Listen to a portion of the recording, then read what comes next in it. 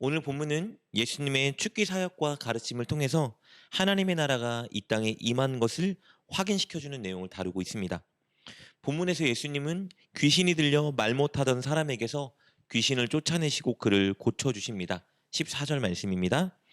예수께서 한 말 못하게 하는 귀신을 쫓아내시니 귀신이 나가매 말 못하는 사람이 말하는지라 무리들이 놀랍게 여겼으나, 예수님께서 귀신 들린 사람에게서 귀신을 쫓아내시고 그를 고쳐주시자 이것을 목격한 모든 사람들은 하나같이 다 놀랐습니다.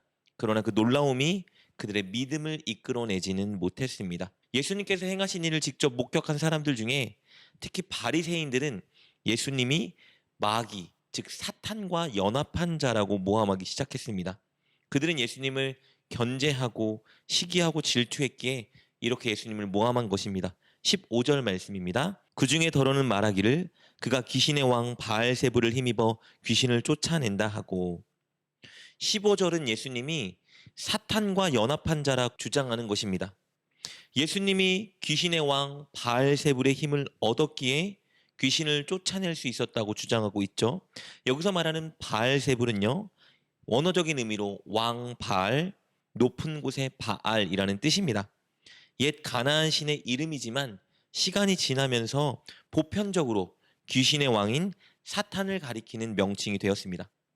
그렇다면 이 바리새인들은 예수님이 귀신의 왕인 사탄과 한통속이기 때문에 사탄의 힘을 빌어 귀신을 물리칠 수 있었던 것이라고 주장하고 있는 것입니다. 예수님은 그들의 주장을 아시고 그들의 주장을 먼저 반박하십니다. 17절 18절입니다. 예수께서 그들의 생각을 아시고 이르시되 스스로 분쟁하는 나라마다 황폐하여지며 스스로 분쟁하는 집은 무너지느니라. 너희 말이 내가 바알세불을 힘입어 귀신을 쫓아낸다 하니 만일 사탄이 스스로 분쟁하면 그의 나라가 어떻게 서겠느냐. 여러분, 상식적으로요, 한 민족, 한 공동체, 한 단체, 한 교회 내에서 구성원들이 서로 분쟁한다면 어떤 일이 발생할까요? 든든히 설 수 없겠죠. 그 민족, 공동체, 단체, 교회는 반드시 와해되고 무너지고 황폐하게 될 것입니다. 그런데 예수님이 귀신의 왕인 바알세불, 즉 사탄의 힘으로 사탄 편이고 사탄의 졸개인 귀신을 쫓아낸다면 사탄이 스스로 자기의 세력과 나라를 훼손하게 되는 것이겠죠. 자살행위와 마찬가지라는 거예요. 상식적으로 사탄이 그런 일을 할 수 없다는 것이죠. 예수님은 이 말씀을 통해서 사탄을 추종하고 따르는 귀신을 결박하고 쫓아낸다는 주장은 말이 되지 않는다 말씀하고 계시는 겁니다.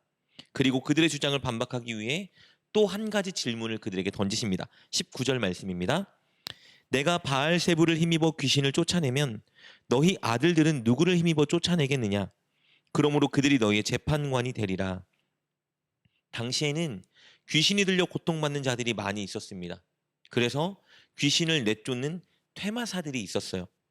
그 퇴마사들 중에 일부가 바리새파 사람들이었습니다.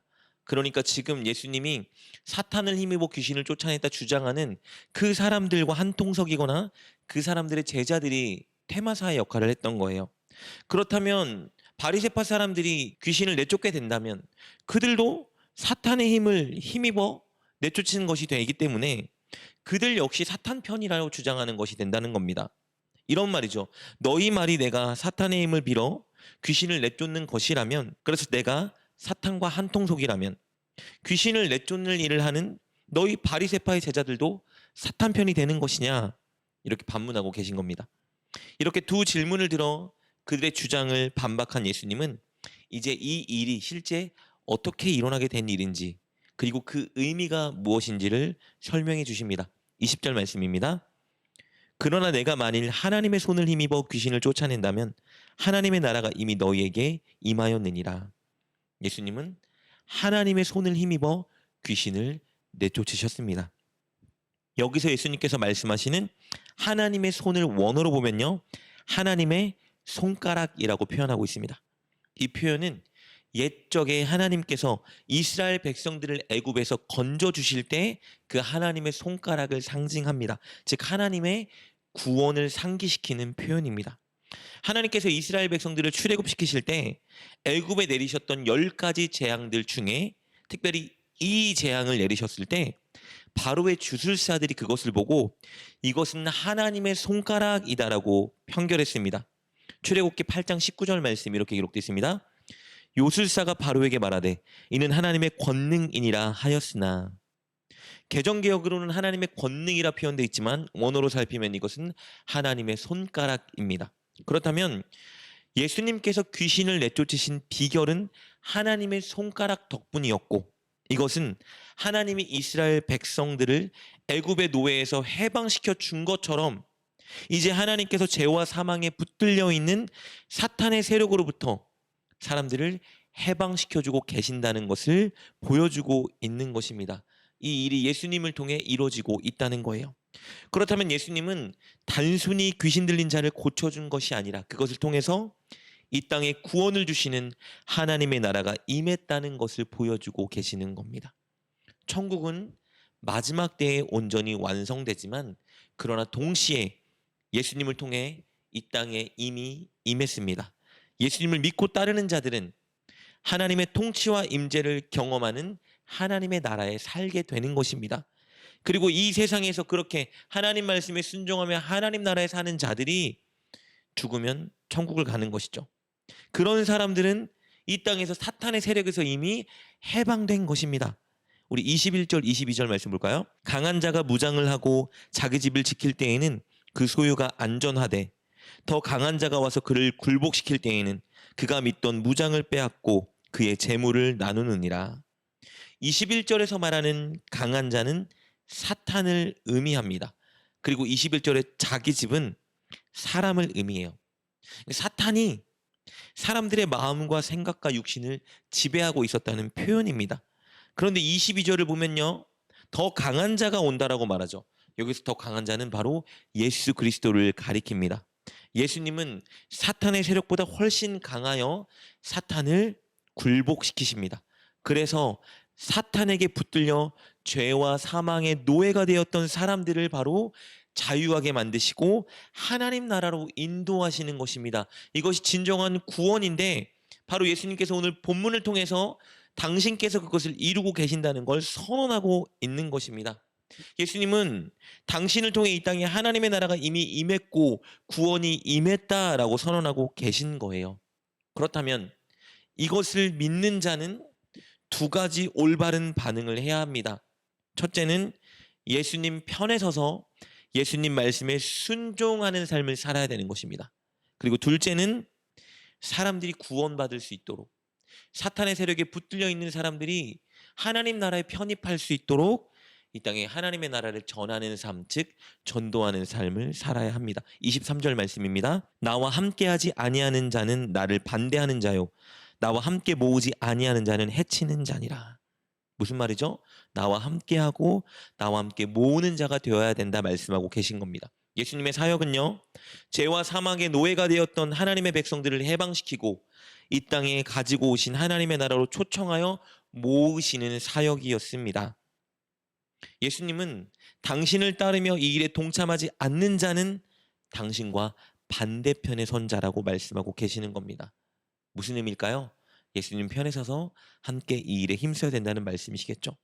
그러나 예수님의 말씀을 따르며 순종하며 하나님 나라에 사는 사람들, 그리고 이 땅에 임한 하나님의 나라를 전하며 영혼들을 모이게 동참하는 사람들, 그 사람들은 가장 복된 사람들입니다. 28절입니다.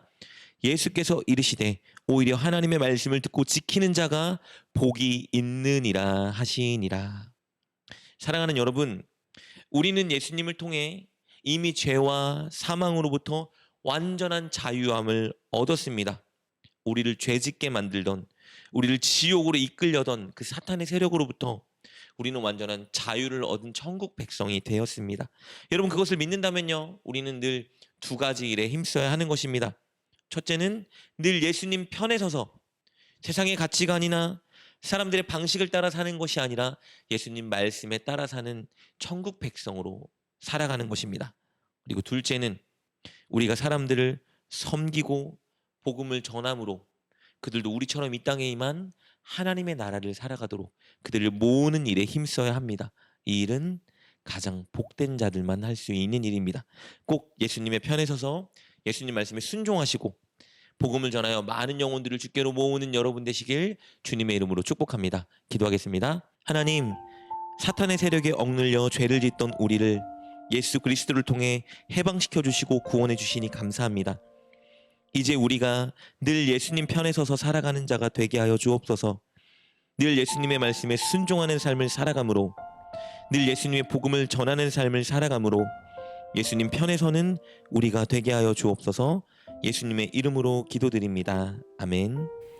오늘 말씀을 통해 깨닫고 결단한 것은 무엇입니까? 그것을 붙들고 하나님께 기도합시다. 그리고 그렇게 실천하며 하루를 살아가는 여러분 되시길 주님의 이름으로 축복합니다.